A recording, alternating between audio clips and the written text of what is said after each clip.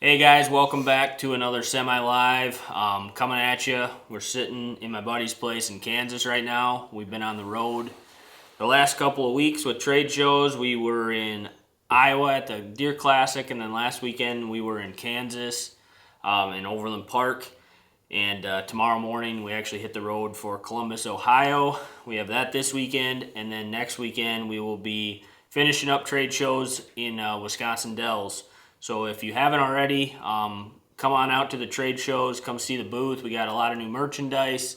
Stop by, drink a beer with us, play some pull tabs. But semi-live is a little different this week. Since we've been traveling, we haven't had time to be out in the field. So we decided it'd be a good opportunity to do a Q&A across our social platforms.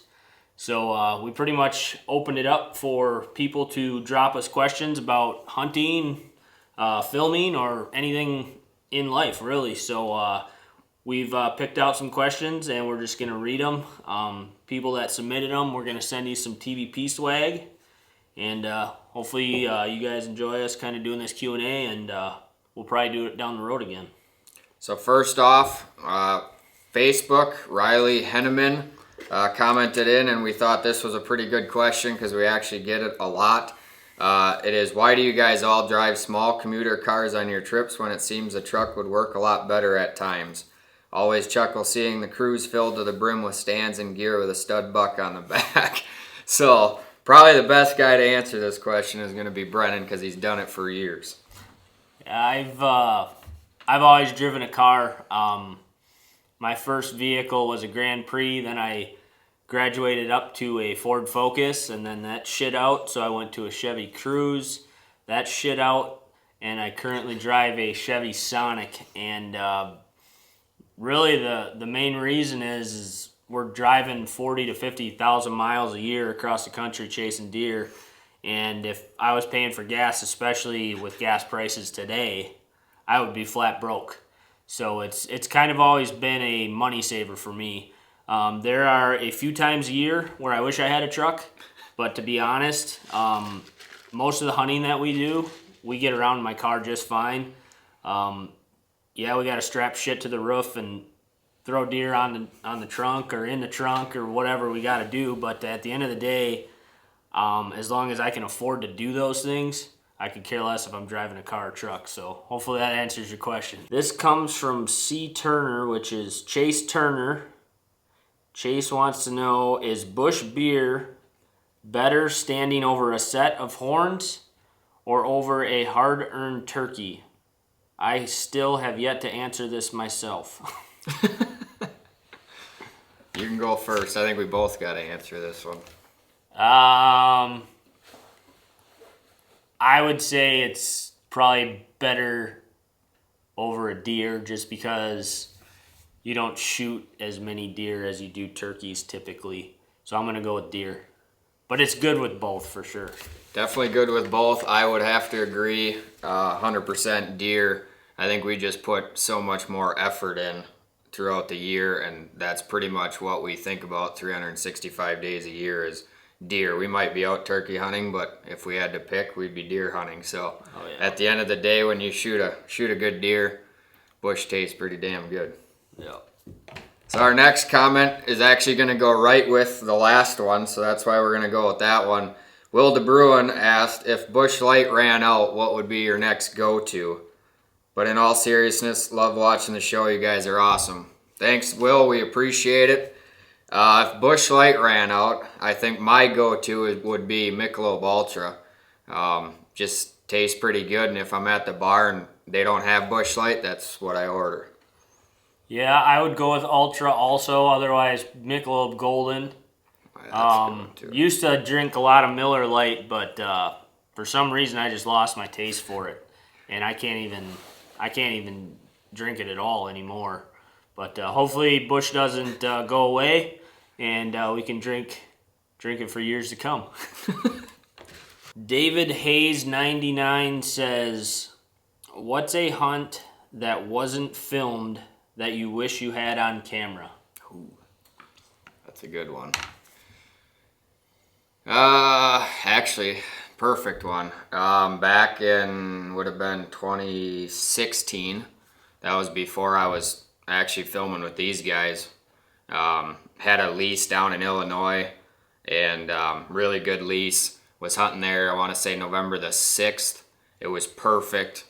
Just sitting in a bottleneck area in a big draw. And I actually had a camera guy with me that morning. He stayed out at the bars too late the night before, so he ended up climbing out of the tree like 8, 9 o'clock in the morning. And it was like 50-degree temperature, so I was like, I'm going to sit all day. I sat, and at like 12 o'clock, right at noon, I had one of my bigger deer that I've ever shot. I think he's like a 143-inch 9-pointer, came right down the gut. And I shot him at like 43 yards, I believe. And it would have been absolutely picture perfect. But my camera guy was not in the tree with me. So still to this day, that strikes me, because I obviously look at him on my wall all the time. And that's the one deer I have on the wall that isn't on film. So that obviously is the one that I wish I could have had film. But things happen, and you can't look back on it and feel salty. I'm going to go with November 7th, 2007. Was hunting Make you sound old.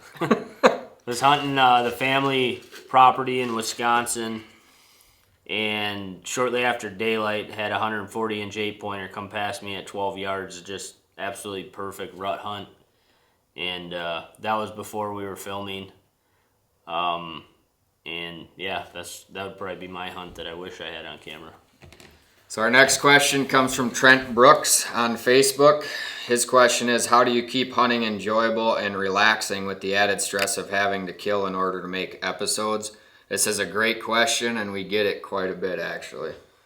Yeah, and it's also a tough one to answer, to be honest, because it is stressful. Hunting is one of those things where literally there's so many variables, from weather to just deer do what they want. So you're pretty much just a pawn in the game. You can do everything in your power to play the wind and hunt cold fronts and, intel from cameras and all that stuff. But at the end of the day, if it's not meant to be, it's most of the time not going to happen. So I would say the biggest thing is trying to stay positive and keep that stress off of you the best you can. Sometimes it just gets to you. I know this last fall was a perfect example. JP and I started hunting in early September, and we did not kill a deer until November 13th. And we hunted almost every single day. So I think we were at 54 or 5 days in the tree without anything to show for. But we learned a lot in the process, and it's just one of those things. You got to stay positive, and you have to go to the tree every single day with the mindset that you're going to kill that day. Otherwise, you're just wasting your time, and it becomes a mental game, and it will just wear you out. Seth Light 40 wants to know, what's a piece of equipment you never enter the woods without besides your release? Well, I feel like you got to have a bowl. Well, yeah. I'm sure you... I would have to say a rangefinder. Binocs are up there, I feel like.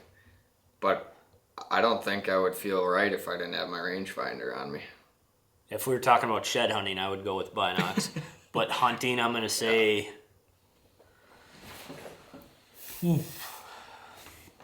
probably a can of nose jammer. Ooh, that's a good one. That's what I'm going with. Why are you going with that? Because I love to jam. If you ever seen him in a tree, or you ever encounter him in a tree, just know that you are going to smell like nose jammer from the time you leave the car until you wake up the next morning. We have no affiliation with Nose Jammer. Yeah, that is not a product push whatsoever. We don't work with Nose Jammer, but the shit works. We have stock in it. we buy a lot of it. So Scott Furcus asks, if someone wanted to start filming their hunts, would it be better to self-film or have a buddy tag along, pros and cons, and what entry-level camera would be best in your opinion? I guess, Scott, it really depends on what you're looking to do with the film. Self-filming is doable. It's not something that we like to do with our production, just because we're trying to put out a higher quality show. But I know a lot of people that do self-film, and they do a pretty damn good job at it. With that, all you really need is a good tree arm. Muddy is what most of us use. You can get them pretty cheap, $100, $150, and you can get a good tree arm. Shop on Marketplace, you can probably even get a better deal. As far as camcorders go, I would say anything similar to like a G20.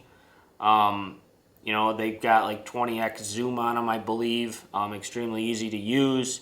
And then if you really want to get fancy, you can add a VariZoom, which is pretty much a remote, so you can run the camera hands-free. Well, not hands-free, but you don't have to be on the camera. You can just use the remote to zoom and zoom out. You add a second person to the tree, you're adding twice the scent, twice the movement, and you got to go through the effort of hanging double stands. If you're looking for higher quality video, I would definitely go with 2 people. But certainly don't want to discourage you from self-filming, because you can do that too. All right, this one comes from Josh Hilliard with First Light. Wants to know, who can put down the most Jack's Pizza in one sitting? I don't know. I guess we've never tried. Usually when we're in camp, well, if it's Brennan and I, you get 4 slices a piece. There's been times where we've had, two pizzas maybe? Yeah, we've so never you're had eating, you're eating one. I can down a Jack's at a sitting. That's not. Oh yeah. That's nothing. That's normal. But to say that I would know who would put down the most, if I had to pick out of the whole group of us, I know who I'm picking. I would go with Brandon. I was gonna say Randall. Yeah. Randy would put down some major pizza. I've seen that kid eat. I've seen him clear out a whole thing at Quick Trip. My bet would be on Rand. Yeah, I would go Rand also. But I'd say it's just normal to sit down and just eat a whole Jack's. Like, that's a meal. Yeah. I don't know what Jack's puts on their label thing. You know how many servings they are. It's probably 4, but it's 1. So. My grocery list consists of 5 Jack's pizzas and Mountain Dew usually. And that'll get me 1 a day. That's what I eat. So it's not very healthy. I know that. I have to drop it in the comments below. I'm not healthy when it comes to eating Jack's pizza, but I love them. All right. So our last question for this week's semi-live is going to be brought to us by Pete Kars. He commented on Instagram and said, "Can you give us a rundown on what the Dominator is made out of and how to build one?" So I can't take credit for the Dominator. That was Mike's doings. We were sitting at Strut Zone one night, several beers deep, and Mike's like, "I got an idea." And he's like, he had a Sawzall, and we didn't know what he was doing. He didn't tell us what he was doing. But he just sat down and he took a spin and strut decoy, which is a strutter decoy, and they make the bodies out of like a hard foam. And Mike went ahead and he cut the wings off with the Sawzall and then shaved them so they fit flush to a hard hat. And if you're gonna make your own, you want to get a hard hat that's got like an adjuster knob on the back so you can tighten and loosen it onto your head. And what he did was he cut the front chest out of the decoy and mounted that on the front. So essentially it's 3 different pieces of the body. You got a chest piece that's got just a small section of the chest and then the head. And then on the side, like I said, he shaved down the wings. And then you punch holes through all 3 of those pieces. And we just use cheap wire and run it through the body of the decoy and then through the wings, through the helmet, and then on the inside of the helmet you tie knots so it's secured on there. And then Spin and Strut also made a fan holder that you can put a fake fan or a real fan on, and we did the same thing with that on the back of the helmet. So essentially, we took a strutter decoy, chopped it up into 3-4 pieces, and wired it to a hard hat. And that is the Dominator 5000. Well, that's going to do it for this week's semi-live. We didn't get to all the questions that were submitted, unfortunately. Kind of on a time constraint here. But we truly do appreciate everybody that submitted questions. Anybody that we use their questions, we'll be hitting you up for your address so we can get you some swag. And moving forward, like I said, we're heading to Ohio tomorrow, which will pretty much be wrapped up with a show by the time you guys are seeing this. But next week we will be in Wisconsin Dells at the Kalahari, right? The Kalahari Convention Center. So if you're in the area of Wisconsin, stop by, check us out, check out our new merchandise, drink some beer. And if you didn't know already, our new season of Breaking Spring is dropping on the 23rd, which is this Wednesday. So check that out. We've got 7 new episodes. I think we're dropping them in 2 different packs. But all of our turkey action from last spring, new episodes are coming out, and it's good stuff. So thanks again for tuning into this week's Semi Live.